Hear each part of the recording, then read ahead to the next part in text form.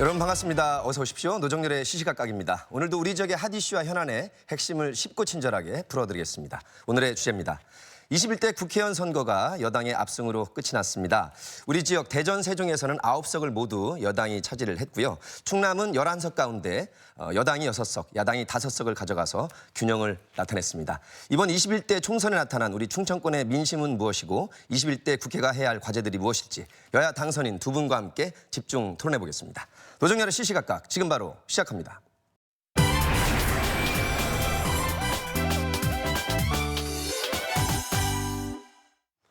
네, 21대 총선은 끝났고요. 21대 국회 개원을 앞두고 각 당은 조직을 정비하는 등 분주한 모습입니다.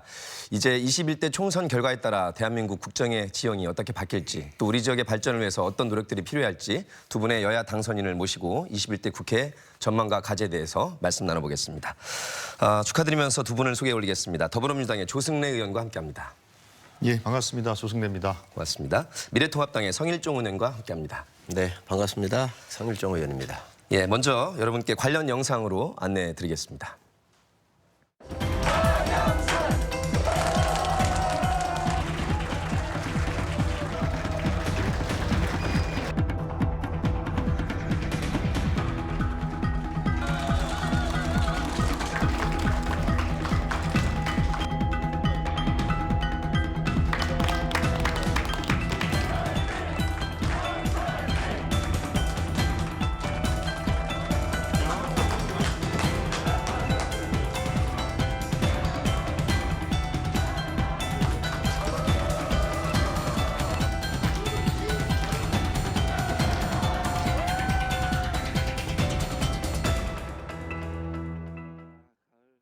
네. 먼저 두 분의 당선을 축하드리면서 이제 재선 의원들이 되셨는데 총선을 마친 소감이 어떠실지, 이 유권자들의 선택을 받는다는 것이 어떤 기쁨이실지, 예, 우리 국민들은 잘 모르는데 두 분은 이렇게 두 번의 당선을 경험하셔서 한편으로는 또 기분 좋은 부담감이실 수 있을 것 같습니다. 성일종 의원께 한번 여쭤보겠습니다. 기쁨이라고 하기보다는 무겁다라고 느끼는 게 정확한 표현이겠죠. 아무래도 지난 4년 동안 제가 의정 활동을 하면서 또 지역 곳곳을 누비면서 주민들께서 평가해 주신 결과에 대해서는 기쁘고 또 감사한데 당 전체적으로 보면은 좀 실패를 했잖아요. 예. 그래서 굉장히 한편으로는 좀 무거웠습니다. 그러시군요. 자, 우리 조승래 의원님, 두 분이 저희 시시각각 최다 출연자들이신데 그 점도 혹시 도움이 되는지 모르겠습니다. 예, 그럼요. 큰 도움이 됐습니다. 예. 무엇보다도 이제 저와 저희 당을 선택해 주신 그 유권자 여러분께 감사하다는 말씀을 드리겠고요. 성일종 의원님께서 이제 무거움을 느끼신 만큼 저희들도 큰 또 책임감을 느끼게 됩니다. 예. 아무래도 더불어민주당에게 사실 전례 없는 압승을 만들어 주셨기 때문에 국민들의 그 뜻이 어디에 있는지에 대해서 저희들이 잘 알고 있어서 정말로 큰 책임감을 느끼게 돼 있고요. 전국적인 문제뿐만 아니라 지역적인 차원에서도 저희 더불어민주당이 미래통합당과 함께 같이 좀 손을 잡고 일을 좀 잘 해야 되겠다, 이런 다짐을 또 해봅니다. 예. 자, 말씀을 잠깐씩 해주셔서 유례없는 여당의 180석 또 범진보까지 이렇게 가늠을 해보면 190석이라는 기록적 압승을 달성했습니다. 또 야당 입장에서 보면 대패를 했는데 그 원인이 어디 있다고 이렇게 말씀이 나오고 있습니까? 제가 볼 때는 두 가지 것 같아요. 우선 우리 당이 국민들 편에 서서 정말 힘들고 외로운 국민들의 손을 잡아드리고 또 보다 더 살갑게 가서 국민들을 위로하는 역할을 제대로 했는가, 이런 부분들이 굉장히 좀 부족했다, 이런 생각을 가지고 있고, 두 번째는 이제 저희가 계속 이렇게 져왔잖아요.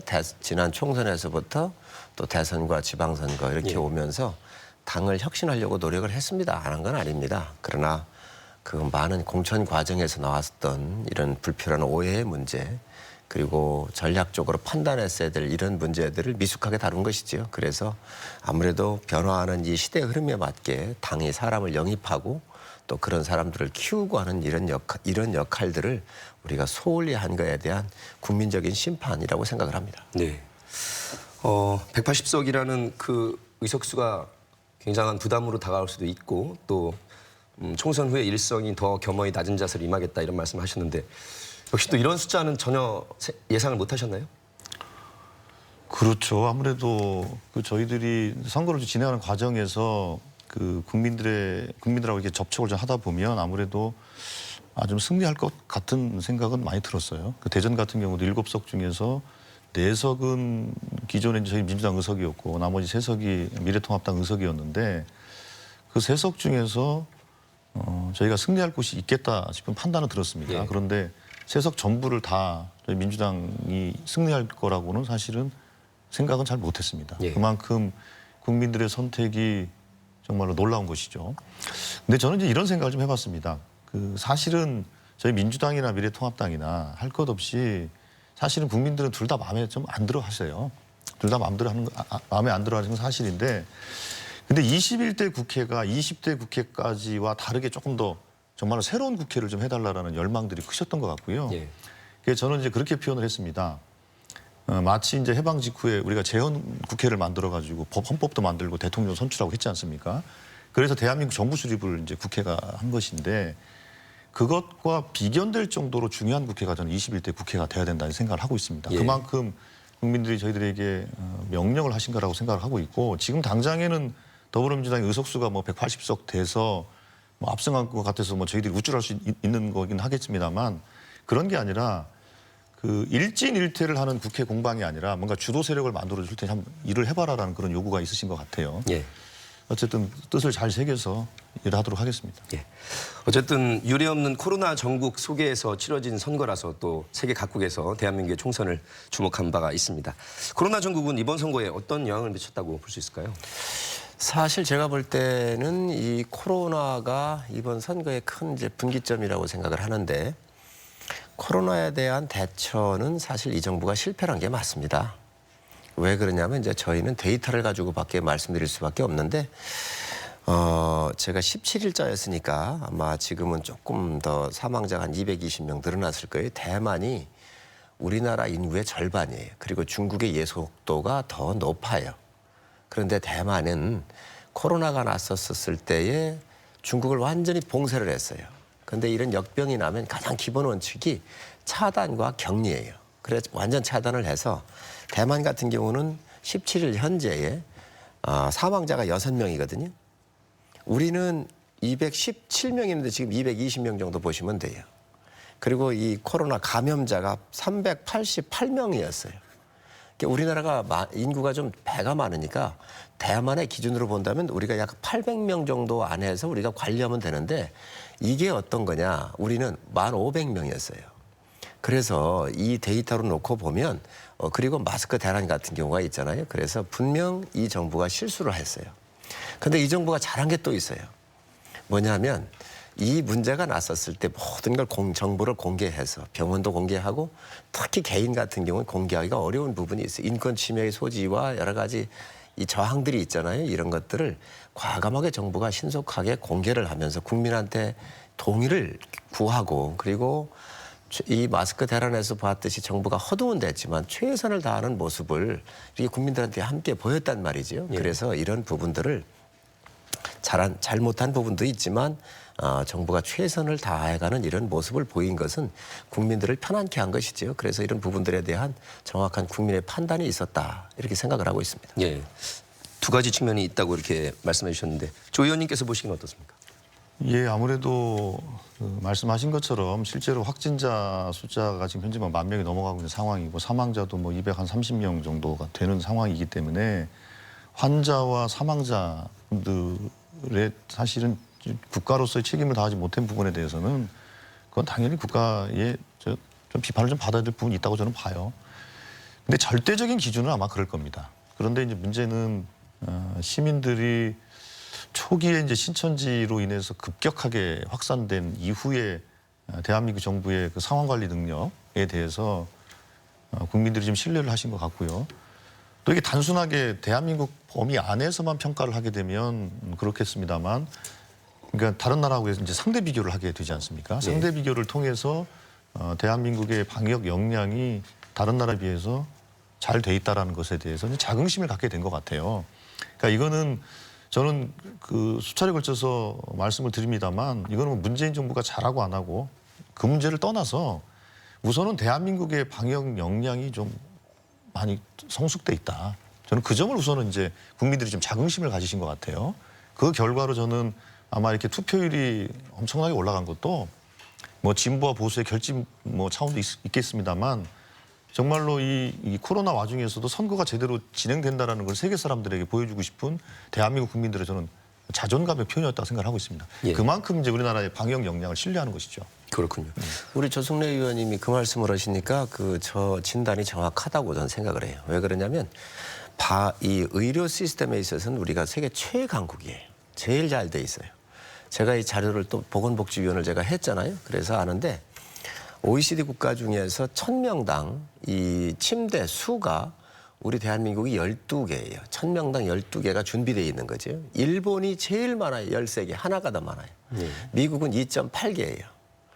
이번에 심각하게 문제가 되는 유럽도 보면 이태리가 3개 정도가 돼요. 그래서 우리가 이 병원 시설에서부터 굉장히 잘 돼 있다 이런 말씀 드리고 그래서 이번에 이런 것도 아마 이 치유를 하는데 이 예상치 못한 이 사태에 대한 대응력을 사전에 우리가 이 정부뿐만 아니라 과거 정부에서부터 비교적 병상이나 이런 것들이 준비가 잘 되어 있다라고 생각을 하고 또 미국에서 지금 코로나에 대한 이 테스트를 받는데 400만 원 정도가 가요. 어떤 국민이 갈 수 있겠습니까? 못 갑니다. 그런데 우리는 저도 초기에 이걸 이제 선제적으로 받은 적이 있는데 제가 7만 8천 원인가를 냈어요. 많이 내면 20만 원 정도 되는 것 같아요. 그러니까 우리가 외국에 비해서 월등한 이러한 그 시설과 그리고 시스템을 가지고 있다. 여기에 국민의 이 성숙한 대응 능력이에요. 다 알아서 마스크를 쓰고 그리고 정부가 얘기하는 거에 철저하게 또 준용을 하면서 따라주는 이 국민의 역량 그리고 타인에 대한 배려로서 스스로 알아서 선제적으로 하고 있는 이런 모든 것들이 이번 외국에서는 유럽이나 미국에서 어마어마한 숫자로 이렇게 감염병자가 늘고 있는데 우리는 여기에 줄고 있잖아요. 그리고 거기보다는 우리 훨씬 낫잖아요. 이거에 대한 여러 자부심들이 국민들 속에 있지 않았나 하는 생각을 가지고 있습니다. 일본은 또 우리 바로 옆에 있는 일본이 비교 대상인데 일본은 또 올림픽을 놔두고 아베 정부가 이것을 거의 뭐 방치하다시피 하면서 아마 지금 상당히 어려움을 겪고 있는 거로 알고 있는데 어쨌든 이번 사태를 겪으면서 우리 대한민국의 저력이나 국민적 수준 그리고 우리의 의료적 이러한 우수성을 한번 높이 평가할 만한 기회가 아니었나 생각을 합니다. 예. 그 지난번 선거 토론 때도 말씀하셨는데 우리 성일종 의원님은 병상, 침상 전문가신 것 같습니다. 객관적으로 그렇게 딱 이렇게 파악을 하시더라고요. 예, 각 이제- 나라별로도 그렇게 지금 예, 다 가지고 상임위 있죠. 복지를 하셔서 아, 그러시군요.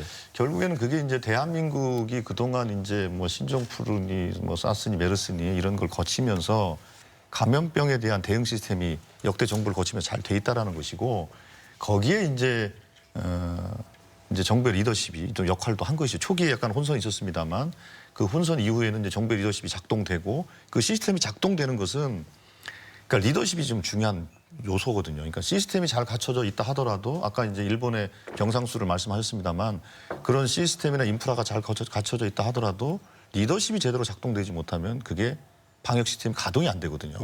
그런 면에서 저는 대한민국의 그 방역 역량, 국민의 역량이 가장 중요한 포인트고 거기에 이제 정부의 대응 능력 또 리더십도 큰 역할을 했다 이렇게 생각합니다. 예. 하여튼 이번 겪으면서 우리 우수한 의료진 그리고 의료진이 헌신적이잖아요.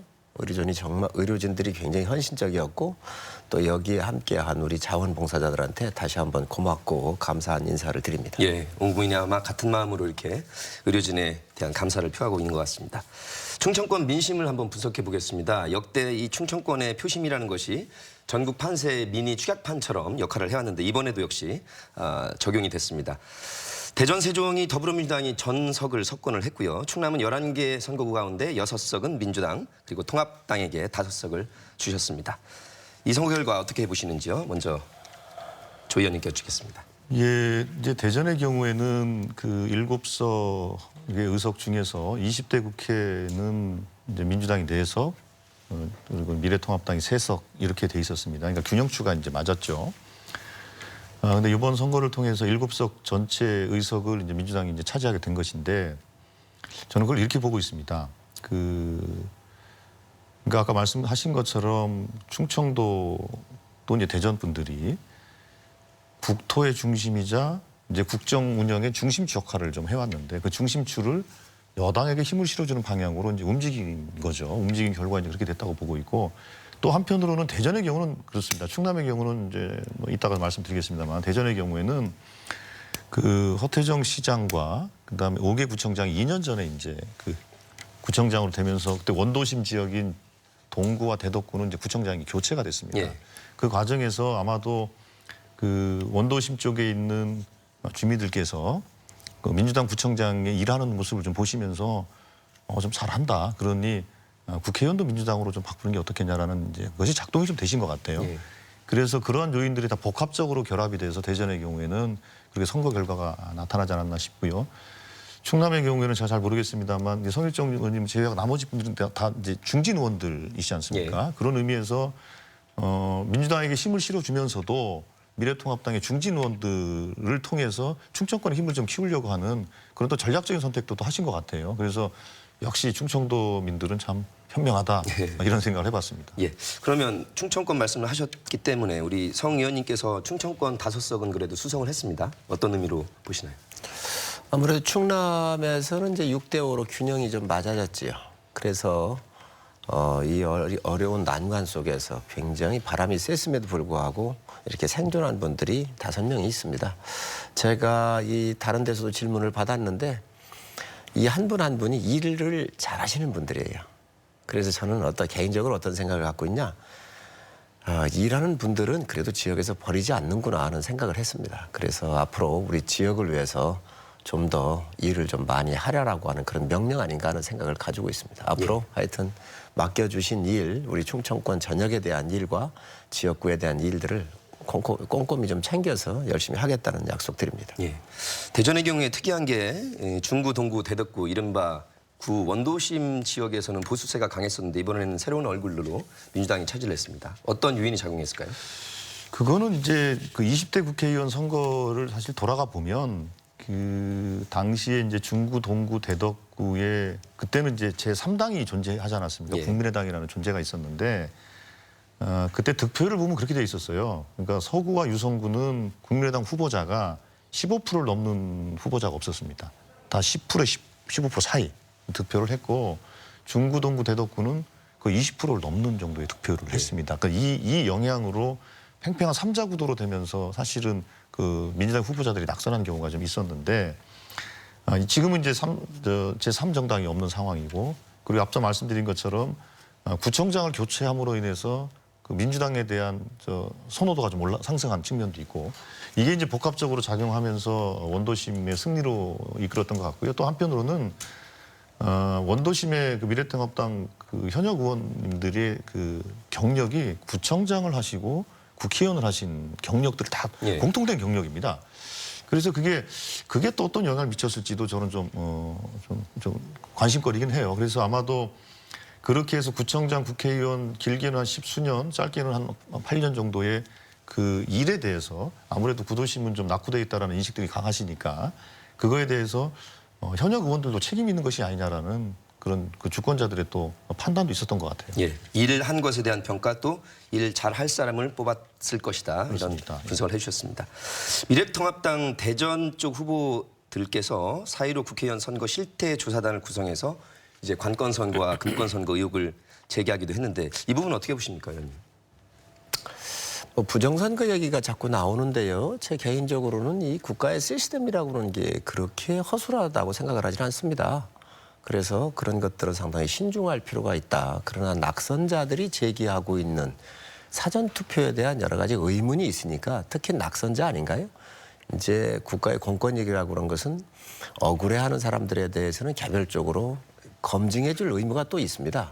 그러니까 이런 선거에 대해서 낙선자들이 왜 이런 사전투표에 대해서 비교적 몇 가지 일치되는 부분들이 좀 유사한 성향들이 있어요. 예를 들면 63% 정도 가 있다든지 그래서 이러한 의혹이 있어서 개별적으로 이 억울함을 한번 좀 검증해 보자라고는 요구가 있는 것 같은데 그런 부분들은 부분적으로 그러한 몇 군데를 검증할 필요는 그분들을 위해서 주장할 수 있지 않나 하는 생각을 가지고 있습니다. 그러나 제가 볼 때는 개인적으로는 국가의 시스템이 그렇게 허술하지 않다. 그리고 이 전체적인 신뢰도는 아마 허물어질 가능성이 없을 것이다라고 생각을 하지만 그분들의 개별적으로 요구하는 사항들을 한번 검증해 줄 필요가 있다고 생각을 합니다. 예, 법조계 출신들이 주로 이 점을 강조하는 것 같습니다.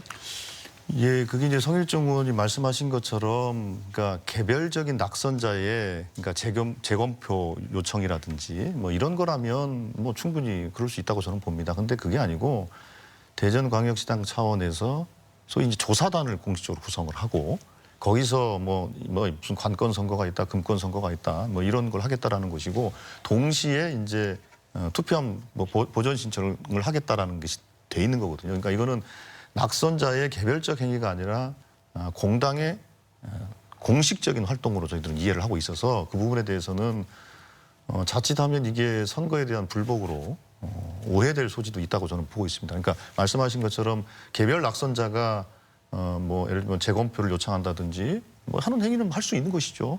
저희 당의 그 남영희 그 후보자는 재검표 요청을 했다가 그냥 본인이 철회를 했던 적도 있습니다만 예. 그건 개별적인 후보자가 얼마든지 할 수 있는 부분이지만 요거는 좀 그런 게 아니어서 저희들도 이미 유감 표명을 한 바가 있고요. 그래서 미래통합당 대전광역시당 차원에서 이 선거 결과에 대해서 승복을 하시고 하는 게 좋겠다 이런 말씀 드리겠습니다. 이제 저는 이제 대전시당하고는 관련이 없이 충남도당이니까 예. 좀 틀리잖아요. 틀리지만 아마 이런 대전시당에서 했으면 뭔가 이렇게 어떤 근거를 가지고 있는지 저는 잘 모르겠어요. 제가 전혀 파악을 안 했기 때문에. 그런데 아마 이런 의원들이 각각 지구당에서 이런 걸 한번 해줄 수 있느냐 이렇게 모아져 가지고 아마 그에 대한 어떤 대응적 차원에 있는 것 같기는 한데 전체적인 틀에서 보면 이걸 뭐 이번 선거에 대해서 부정하거나 이런 개념으로 보시면 안 되고 각각 지구당의 어떤 어려움들이 시당으로 모아져서 그것들이 한번 검토해보자 이런 사안이 아니겠나 하는 생각을 갖고 있습니다. 그런 정도기를 저도 바라겠습니다만 이제 그런 단계를 좀 넘어선 것이고요. 그래서 어쨌든 뭐 어떤 좀 지켜볼 생각이고요. 아마도 시민들이 판단하실 거라고 보고 있습니다. 이 선거 이후의 행보에 대해서도. 예, 추이를 지켜보도록 하겠습니다. 슈퍼여당이 탄생하면서 21대 국회에 적지 않은 기대와 희망, 숙제들이 주어지고 있습니다. 총선 이후 각 당의 당대표 또 원내대표를 비롯해서 이제 지도부를 구성해야 되실 텐데 어떻게 돼가고 있으신지 좀 상황 좀 알려주세요. 우선 저희 당은 뭐 두 가지 양론이 있었죠. 자생적으로 가는 안과 그리고 김종인 대표께서 오셔가지고 15일 정도밖에는 선거 주의를 못 하셨어요. 그러니까 아무래도 당을 좀 잘 알고 계시니까 비대위에 이 기간 동안 한번 맡겨보자라고는 안이 있었는데 최고위원회에서 비대위 쪽으로 방향을 틀은 것이죠. 그리고 저희 당이 8월 말까지 전당대회를 통해서 지도부를 원래 구성하게 돼 있어요. 그러니까 지금 현 지도부가 사퇴를 했지만 이 지도부가 간다 하더라도 그 수명이 8월 31일까지가 다 하는 날이지요. 그래서 이 기간까지 새로운 비대위원들로 해서 이번에 참패한 원인도 좀 분석하고 그에 따른 여러 가지 당을 혁신하기 위해서 비대위가 필요하다 이렇게 해서 아마 김종인 대표를 선호했던 것 같은데 저 개인적으로는 선호하지는 않았습니다. 예. 저 개인적으로는 자생적으로 우리가 좀 갔으면 좋겠다라고 의견도 냈는데 어쨌든 오늘 심재철 원내대표가 김종인 대표를 뵙고 요청을 해서 아마 수락을 하신 것 예. 같아요. 그래서 그런 방향으로 가지 않겠나 하는 생각을 가지고 있습니다. 예. 김종인 호가 당분간 비대위를 수락하고 맞는 것으로 오늘까지는 저희가 입수한 정보인데요. 우리 더불어민주당은 180명의 국회의원을 리더할 리더와 또 원내대표 뽑는 게 굉장히 중요한 일 것 같은데 어떻게 돼가고 있습니까? 지금 이제 저희들도 당 대표는 그러니까 이해찬 대표의 후임자는 8월 중에 전당대회를 통해서 새로운 지도부를 구성하게 돼 있습니다. 예. 그래서 이제 뭐 한 6월 정도 되면 아마도 이제 후보자들 등록을 하고 해서 이제 아마 선거운동하고 순회 경선 같은 걸 진행하게 될 것 같고요. 6, 7월 달에. 그리고 8월 달에 마지막 이제 하게 될 것 같고요. 원내대표는 지금 5월 7일 날 오후 2시에 원내대표 선출을 지금 예정하고 있고요. 예. 그 전날인 5월 6일 날 이제 합동연설회를 하고 5월 7일 날 2시에 이제 투표를 통해서 원내대표를 선출하는 것으로 돼 있습니다. 특별히 이번은 이제 압도적인 지지를 주셨기 때문에 그 국민들의 요구를 좀 제대로 받을 수 있는 원내 지도부 그리고 당 지도부가 좀 구성이 될 거라고 좀 믿고 있고요.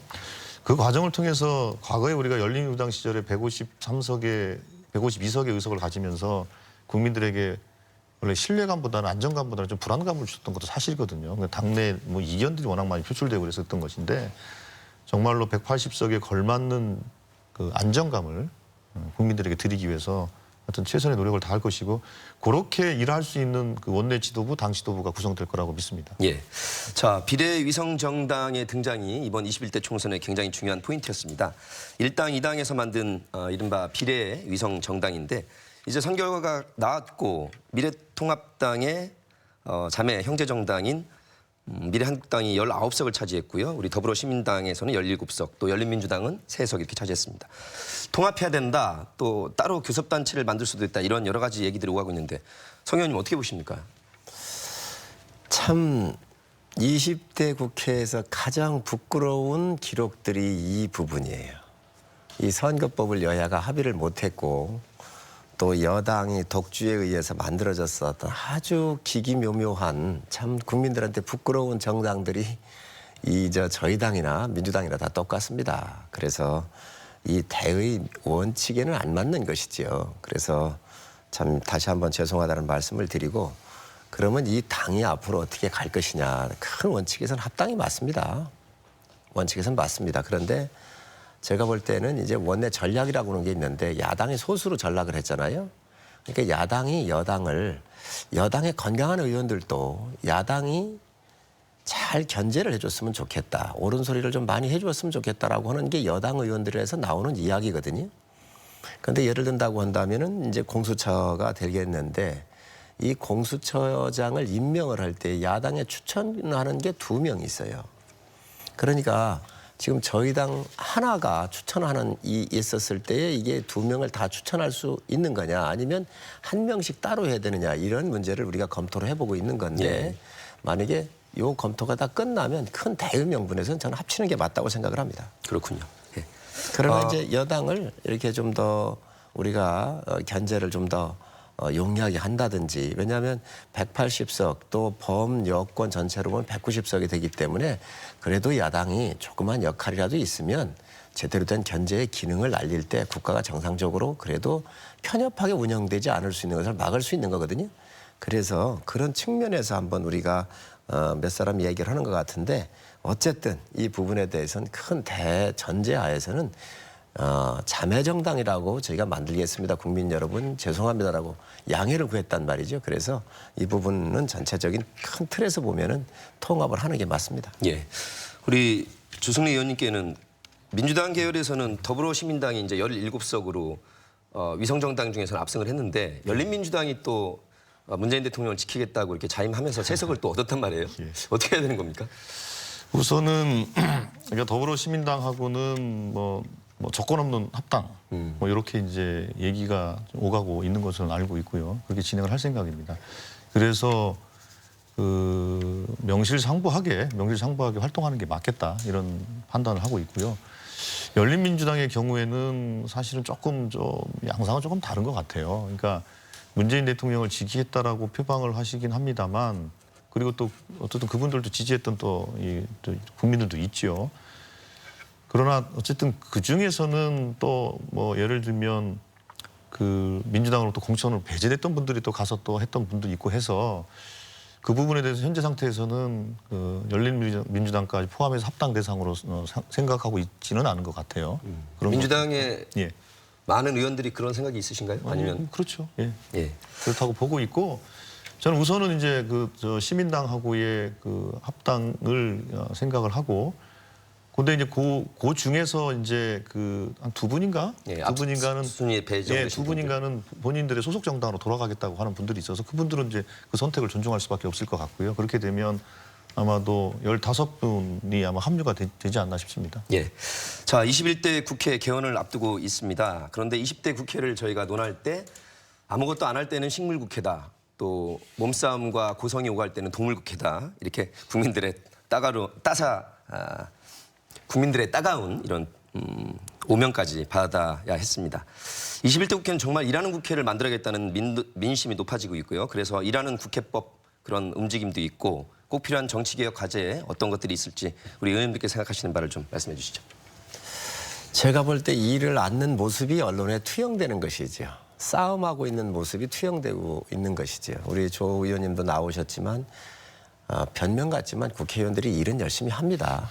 그러나 그것들이 생산성이질 못하고 또 일은 열심히 하지만 또 어떤 문제가 있느냐. 여야의 격렬한 대치가 이루어지다가 보니까 그 절대적으로 일할 시간이 또 거기에 또 쓰여지게 되고 하다가 보니까 국민들께서 피로가 좀 높으신데 제가 지난 20대 국회를 경험을 하면서 어떤 생각을 했느냐. 그러면 이 대치의 전선을 좀 우리가 허물어야 돼요. 이 허무는 것은 어떤 게 있느냐. 여당의 가장 큰 책임이 있습니다. 국정 운영의 모든 책임은 여당한테 있습니다.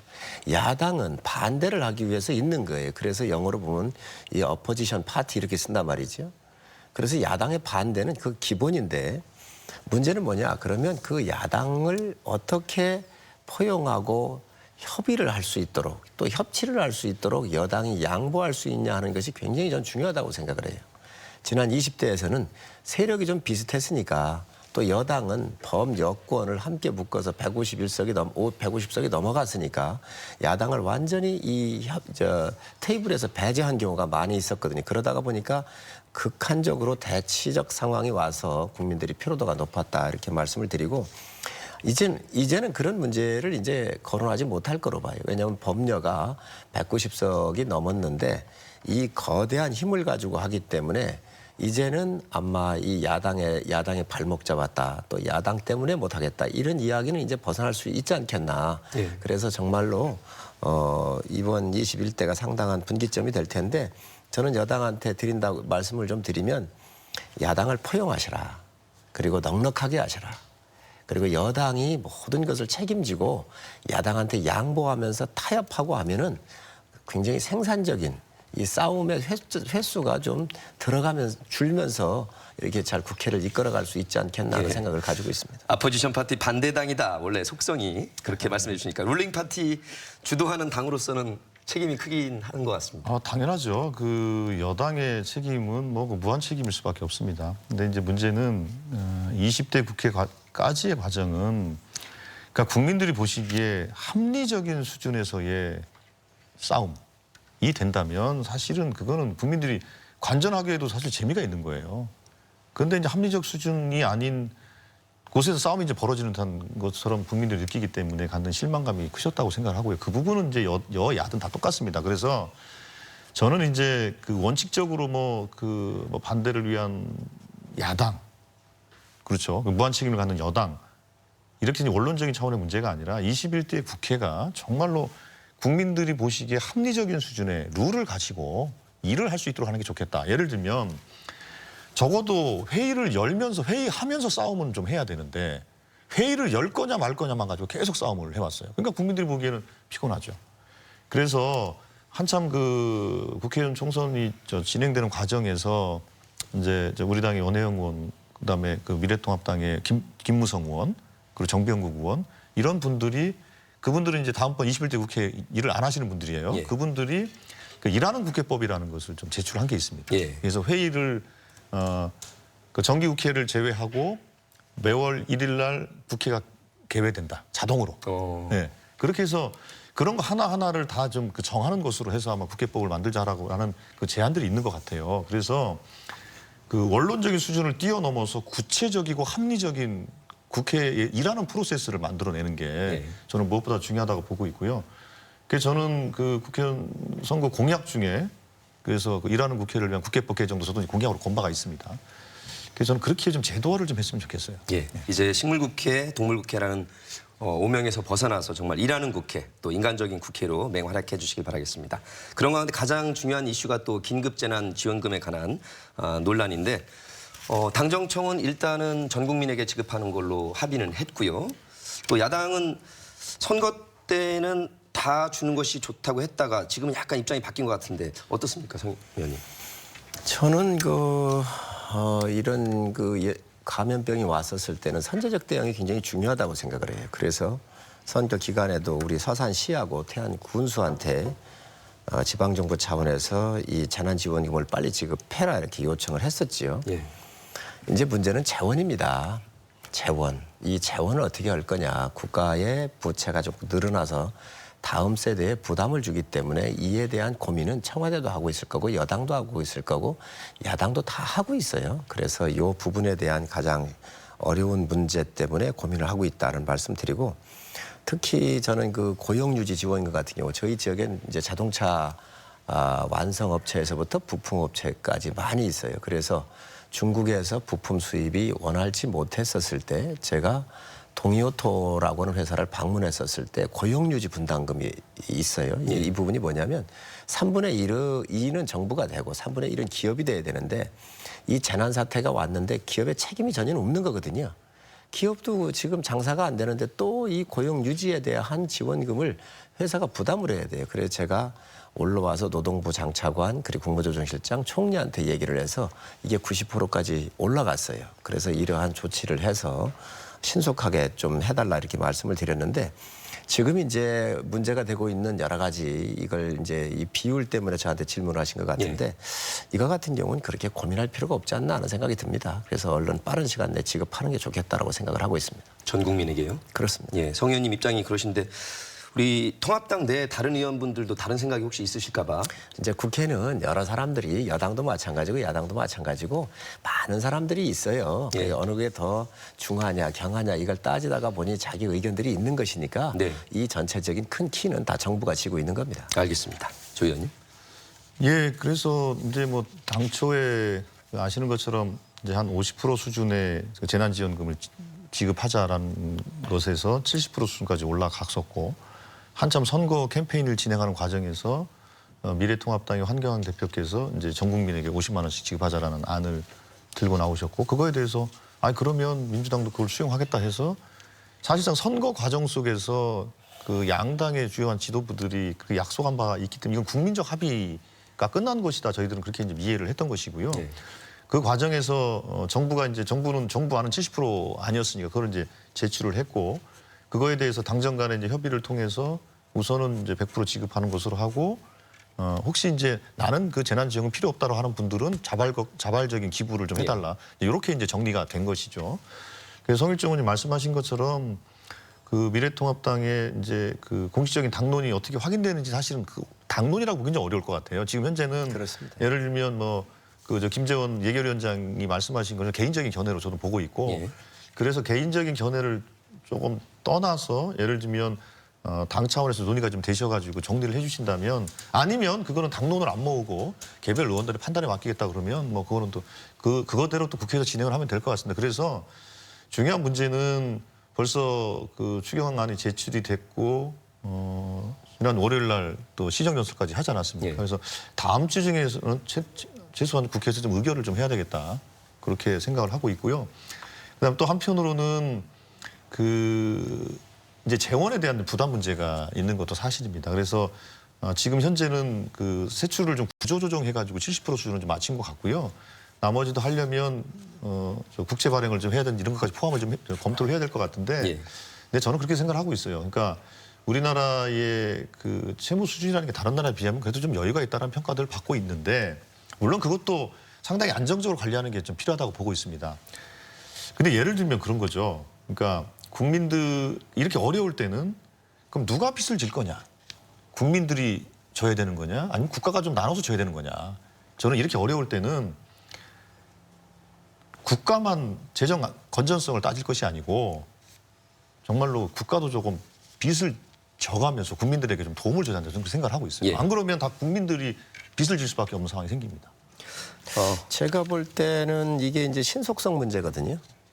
왜냐하면 이런 재난적 상황이 왔었을 때 지금 아주 힘들어하는 소상공인들, 자영업자들, 방과후 이 선생님들, 또 일용 노무자들 이런 분들한테는 굉장히 중요한 거예요. 그래서 빠른 시간 내에 좀 이루어져야 되는데 예. 경로는 있을 수 있습니다. 왜 그러냐면 공무원으로서 일하고 계신 분들, 대기업에 다니면서 급여가 정상적으로 나오는 분들은 사실 간접 피해밖에 없단 말이지요. 그런데 이런 재난 시에 그러면 우리가 어떻게 빨리 주는데 이 피해가 없는 분들은 오히려 좀 여유 있는 분들은 좀 힘든 분들한테 이렇게 도움을 줘야 되는 것들이 그동안 우리가 갖고 있는 그 사회적인 자산들이고 국민에 대한 의지들이어서 이렇게 기부금도 내주고 이러시잖아요. 그런데 이러한 부분들이 좀 이번에도 발휘됐으면 좋겠다는 생각을 하는데 정부가 이거를 구분하기가 굉장히 어려움이 있습니다. 전에 아동수당을 줄 때 우리가 90%까지만 주자. 아동수당이 월 10만 원씩 주고 있거든요. 그런데 이 월 10만 원씩 주는데 아니 있는 집안에 돈 10만 원이 무슨 의미가 있겠습니까? 그래서 사실 이 부분도 우리가 한 70%나 하위 쪽으로 좀 많이 주자. 10만 원이 아니라 좀 많이 주자.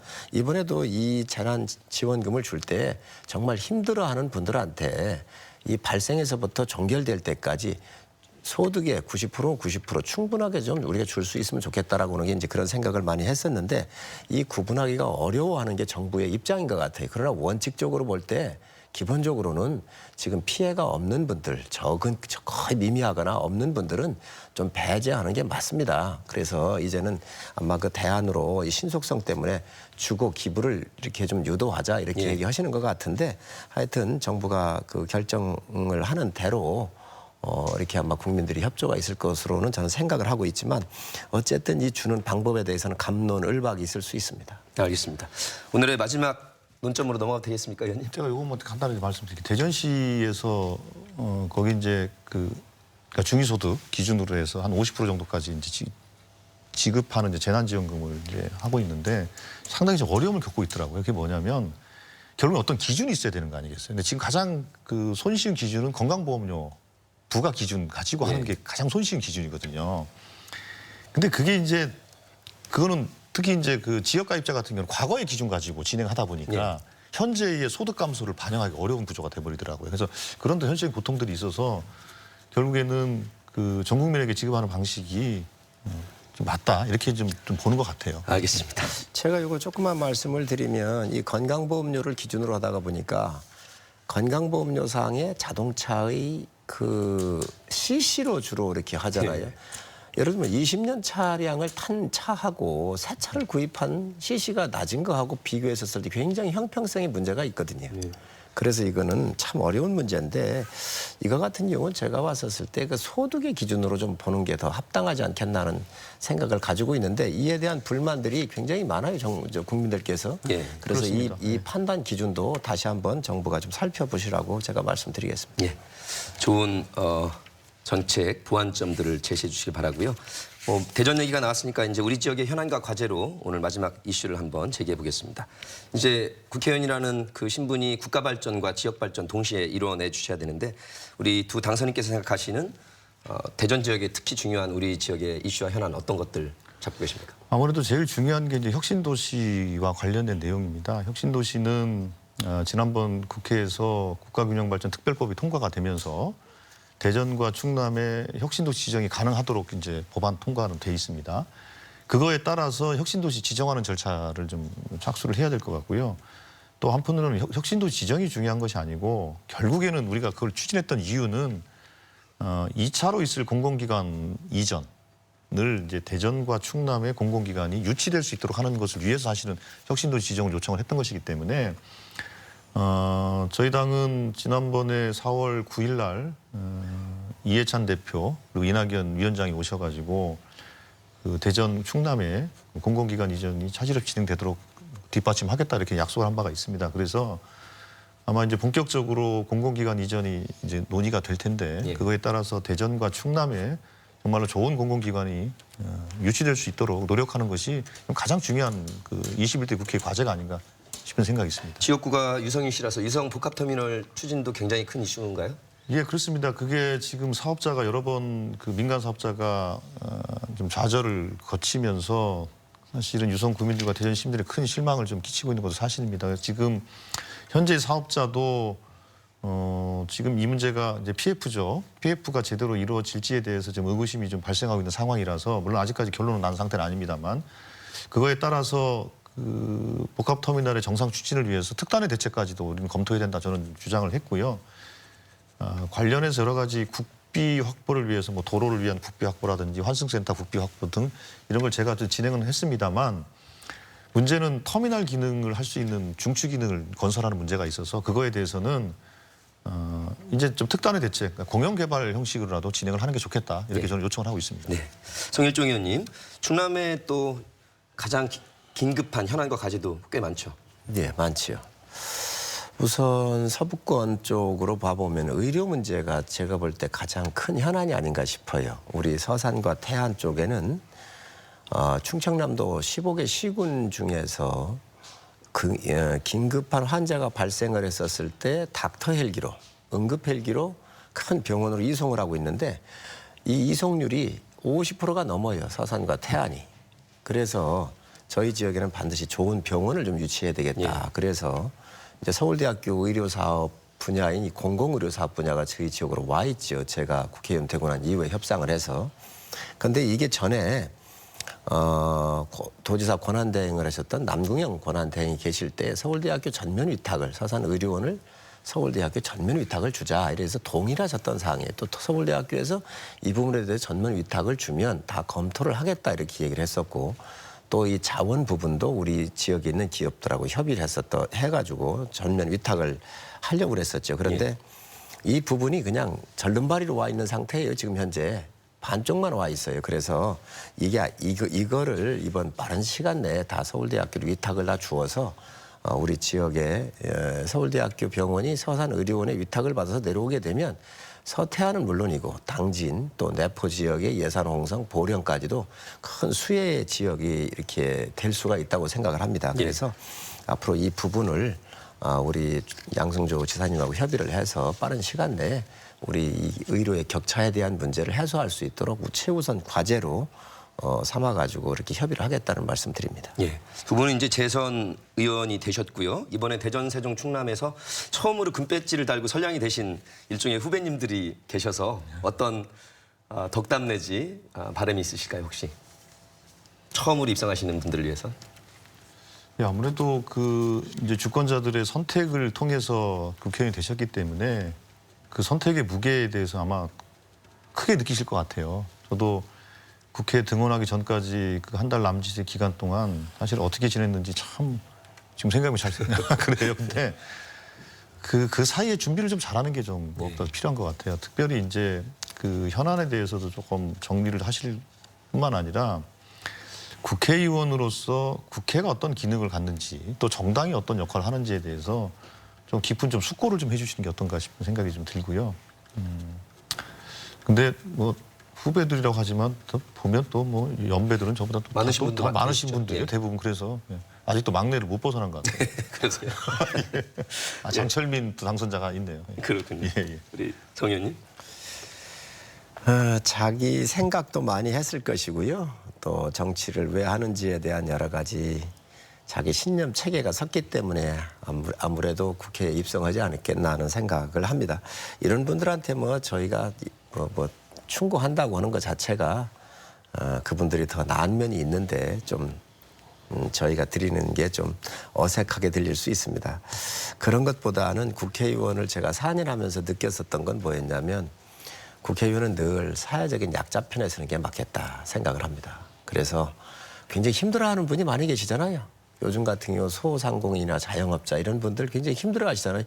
이럴 때 공직에 있는 사람들이 가서 손 한 번 더 잡아주고 국회에서 도와줄 게 없는지 살펴주는 그런 역할이 저는 국회의원이라고 생각을 합니다. 그래서 이번에 입성한 분들이 사회적인 약자 또 국회의원의 손을 내미는 그 곳에 먼저 달려가서 그분들의 손을 잡아주는 역할을 좀 해주시면 좋겠다는 말씀드립니다. 예. 덕담과 응원의 말씀을 이번에 입성하시는 분들께 해주셨고요. 두 분께 각자 짧게 한번 여쭤볼게요. 이제 민주당에서는 6선의 박병석 의원께서 국회의장으로 진출할 가능성도 높아졌나요? 저는 뭐 당연하게 뭐 순리에도 맞고 경륜과 역량의 차원에도 그렇고 지역적인 뭐 이해관계를 떠나서 그는 국회의 또 오래된 또 관행이기도 한 것 같고요. 그래서 충분한 자질과 역량을 갖고 계신 분이기 때문에 뭐 충청도를 떠나서 모든 국회의원들이 그렇게 좀 동의해 줄 거라 저는 믿고 있습니다. 예. 충남에서는 중진급 또 3선 이상의 미래통합당 의원들이 많이 당선이 되셔서 무소속 포함해서요. 국회에서 큰 역할을 해주셔야 될 것 같습니다. 예, 우선 우리 지역의 박병석 의원님 같은 경우는 굉장히 훌륭한 분이에요. 인품적으로 보나 실력적으로 또 여야 관계가 막혀 있을 때 우리 박병석 의원님께서 물밑에서 풀어주신 경우가 여러 번 있었어요. 여야의 심각한 대치 상황이 있었을 때 그런 경험적으로 보나 역할론으로 봤었을 때 반드시 이번에 박병석 의원께서 우리 충청을 대변해가지고 국회의장이 되셔야 된다는 말씀을 분명히 말씀을 드리고 저희 당도 박병석 의원님이 국회의장 될 수 있도록 저희 당 의원들이 열심히 노력을 해야 될 겁니다. 그래서 꼭 반드시 돼야 한다는 말씀 드리고 저희 당에 이제 중진들이 좀 많이 계시죠. 예. 그래서 충청의 역할이 아무래도 많이 커졌습니다. 이제 수도권의 의석이 상당히 줄어들었고요. 그나마 우리 충남의 5석을 갖고 있는데 또 충북에도 3분이 이렇게 계신데 저희가 중심이 돼서 우리 당을 재건하는 데 앞장설 수 있도록 우리 중진 의원님들하고 함께 협의하도록 그렇게 하겠습니다. 예, 다시 한번 두 분의 재선을 축하드리면서 끝으로 코로나19 사태에서 앞으로 21대 국회에 어떻게 국정에 임하실지 다짐과 각오, 총평을 해주시죠. 예, 지금 당면에서는 코로나19 위기를 극복하는 것이 물론 가장 중요한 그 정책적인 과제가 될 것이고요. 또 한편으로는 코로나19 이후도 저희들은 좀 준비를 좀 해야 된다고 생각을 하고 있습니다.